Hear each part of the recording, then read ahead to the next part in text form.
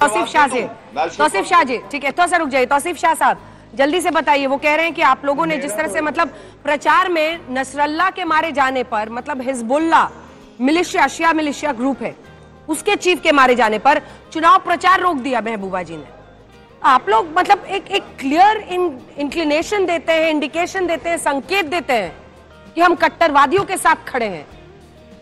मतलब हिजबुल्लाह तो एक मिलिटेंट ग्रुप है साहब लेबनान का।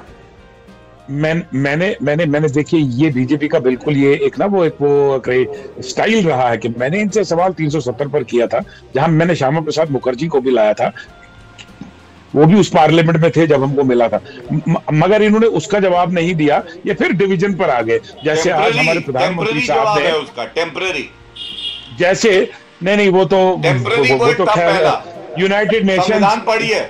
मैंने टेम्पररी चीजों को यूनाइटेड नेशंस में जाते हुए नहीं देखा है। पहला शब्द चुप, बिल्कुल चुप। हिम्मत कैसे हुई तेरी मुंह खोलने? नहीं इनको नहीं देखिए गौरव जी, मैंने टेम्पररी चीजों को, अब पाकिस्तान मैंने टेम्पररी चीजों को यूनाइटेड नेशंस में देखते हुए नहीं देखा है। मैंने संविधान में यूनाइटेड नेशंस क्या कर रहा है? टेम्पररी कोई चीज है? सवाल पूछ रहा हूँ। नहीं, मैं एक सवाल आपसे पूछ रहा हूँ कि अगर ये भी नहीं पता है अगर 370 टेम्पररी था तो यूनाइटेड नेशंस क्या कर रहा है यहाँ? बीजेपी यूनाइटेड नेशंस को यहाँ से नहीं करेगा। हमारा संविधान क्या कहेगा? क्या कर रहा, वही पूछ रहा हूँ, क्या कर रहा है जम्मू कश्मीर में? टेम्पररी था 370। भारत का लोकतंत्र, पाकिस्तान मत चिल्लाइए, वो जवाब नहीं है। क्योंकि आप कह रहे हैं वो जवाब नहीं है। मैं पूछ रहा हूँ जम्मू कश्मीर में केंद्र में सरकार में तौसीफ जी स्टेटमेंट, आप कैसे ये बयान देते हैं कि पाकिस्तान से बात होनी चाहिए? जवाब नहीं दे पा रहे हैं, आप घुमा रहे हैं। नहीं घुमा आप भी रहे सर, आपने भी वो जो साइड वाला लेन होता आवाज कर रहा हूँ आपने भी तौसीफ जी आपने भी बहुत चतुराई से पतली गली जिसको कहते हैं सड़क के किनारे वाले रोड से बाइलेन से आप निकल गए। ये तो ट्वीट था महबूबा जी का, cancelling my campaign tomorrow in solidarity with the martyrs of Lebanon and Nasrallah Gaza, specially Hassan Nasrallah. Muslims, solidarity with Shia Muslims who stood for that. Problem इससे आपको दिखानी solidarity। हाँ बोलिए। ठीक है, आशुतोष जी भी बोलना चाह रहे हैं, उनका ऑडियो तो ले सकते हैं हम लोग। बोलिए आशुतोष। पर एक सवाल पूछना चाहता हूँ, क्या भारत सरकार ने अभी तक हिजबुल्लाह को आतंकवादी घोषित किया है, आतंकवादी संगठन? क्या नसरल्लाह को अभी तक आतंकवादी संगठन घोषित किया है? क्या हमास को अभी तक आतंकवादी संगठन घोषित किया है? ठीक है, हाँ नाम जवाब दे दे गौरव भाटिया।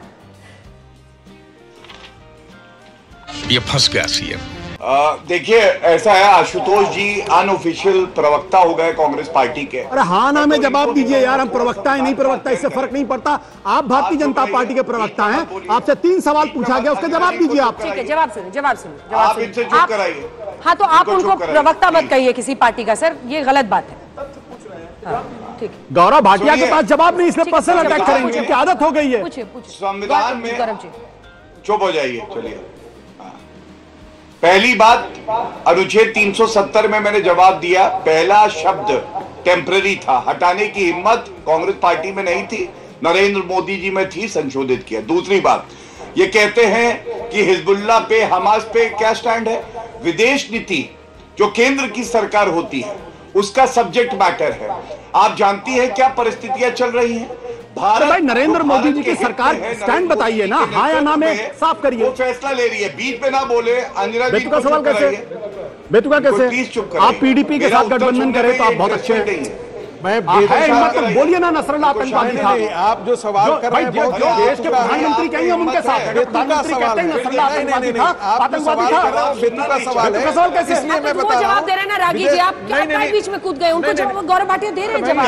एक बात बताइए, मैं अपना उत्तर नहीं दे सकता हूं और ये बीच में टोकने लगेंगे, ये कितना उचित है? हाँ ना में जवाब दीजिए ना आप मुझे।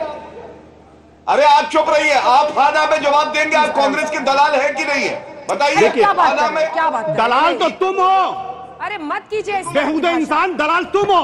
मत कीजिए इसको प्लीज, मैं आपसे रिक्वेस्ट कर रही हूँ गौरव जी, डू नॉट बोलने वाले कोई नहीं है। बट दलाली तुम जिंदगी भर करते रहो और अब तुम बीजेपी की दलाली कर रहे हो। बीच में टोकेंगे नहीं। गौरव भाटिया तुम दलाल हो। समझ रहे हो? जिंदगी भर दलाली की तुमने। सुनना हो तो सुने, मैं बात दे रही सवाल हूँ कर कि रहा हूं। इनकी किसी भी बात का उत्तर दूं, आपका सवाल होगा मैं उत्तर दूंगा। ठीक मैं है, बात दे रही हूँ कि इनकी बात का यहाँ उत्तर दूं।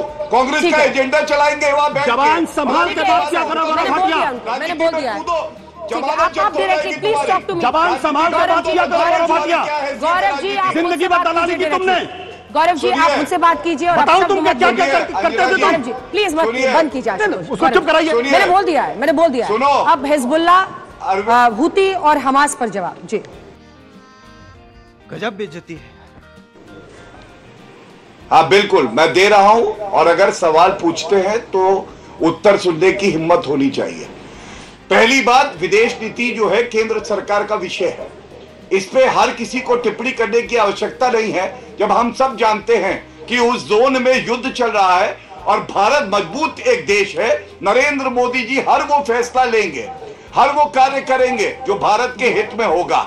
अगर हम कोई बात कहते हैं उस पे ये कहना कि नसरुल्लाह के साथ खड़े हो जाओ क्योंकि इस्लाम धर्म दिखाई दे रहा है, और मैं कहता हूं औरंगजेब जो भारतीय नागरिक था, राइफलमैन, उसके साथ नहीं खड़े हो पाए ये दोनों क्योंकि इनको सूट नहीं करता था, तो इसलिए इनको आपत्ति होती है। अंजना जी, बहुत जिम्मेदारी से कहता हूं, हम सब जानते हैं हमास का और हिजबुल्लाह का क्या इतिहास रहा है, और उसके बाद अगर इन दरिंदों को ये यहाँ डिफेंड करते हैं तो ये इनकी प्रवृत्ति दिखाता है। चलिए ठीक है, अभी